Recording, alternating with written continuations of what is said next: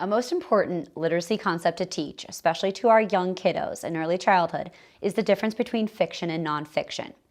I have made myself a graphic organizer, visually helping the kids to see what things we choose around the classroom that are fiction and which things we choose around the classroom that are nonfiction.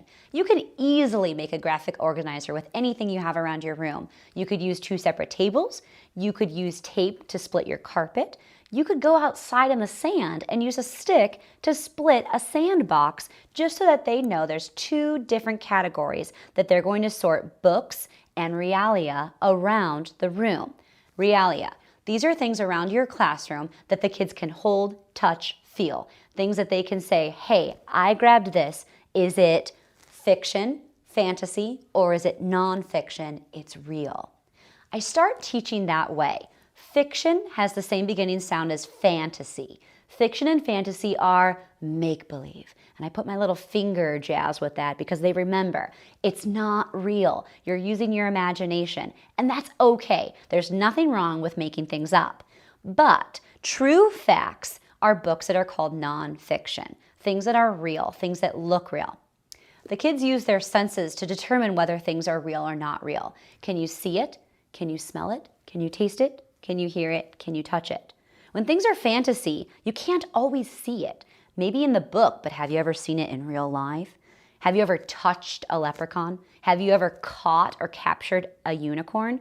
Those things are fantasy, fiction, things that the kids love to learn about, but they also need to understand what things are real in our world and what things are not. We've been doing a study on animals in our classroom, and I have a storybook that's real photographs of real animals, real facts. So I tell the children that these are things that we are learning about real animals, real bears, where they really live. Those are facts that go into the category of nonfiction.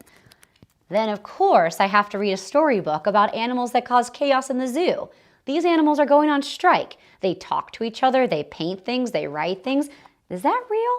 No, that's fantasy, that's make-believe. So the kids would categorize that book into fiction.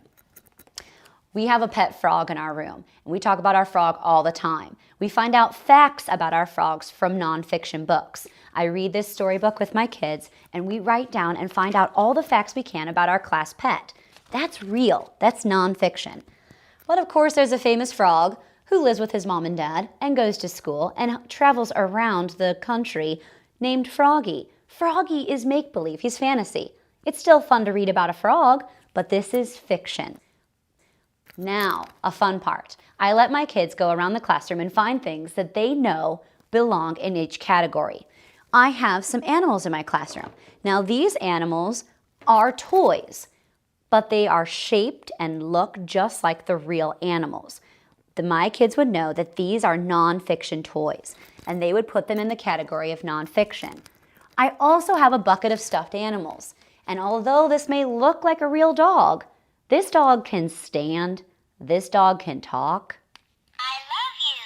I love you. This is not real. This is fiction. So they could categorize that into my fiction category.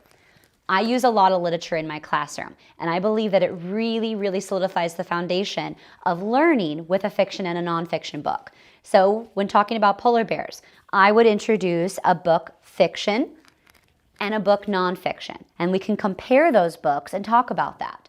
Then the most important part is having the kids know it on their own. So then the day that comes when they can say, oh, I just read a nonfiction book about penguins and put it in the nonfiction category, and then tell me that they read a book fiction about penguins in the same day, I know that that foundation of learning fiction versus nonfiction has been solidified, and it will help them throughout their education. Thank you.